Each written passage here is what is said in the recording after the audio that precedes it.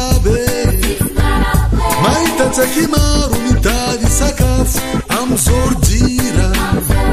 aty fahita darohoya manjary tsy manaitra ny foeha very ny maolombelo azony mitoye fazarandratsy fazarandratsy fazarandratsy fazarandratsy tinirin'olo betano mahitiro taragnany overzo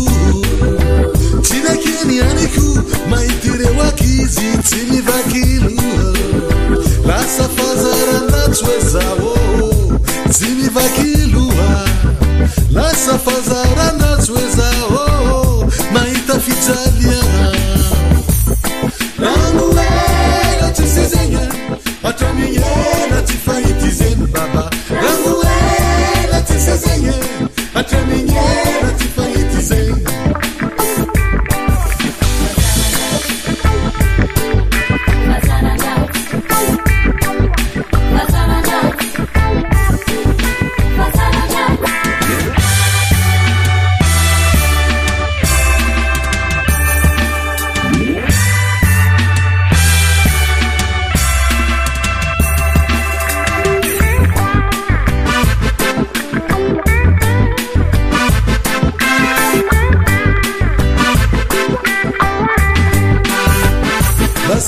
dauliro fiavana zeo fahendrena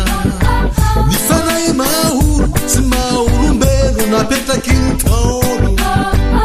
lasaiza daolo resoratra masina zay nampianarina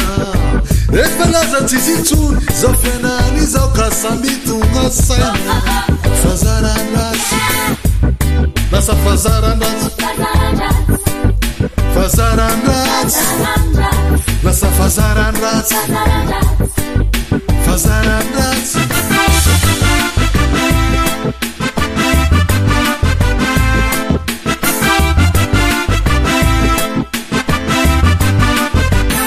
vavoti mataitrintsony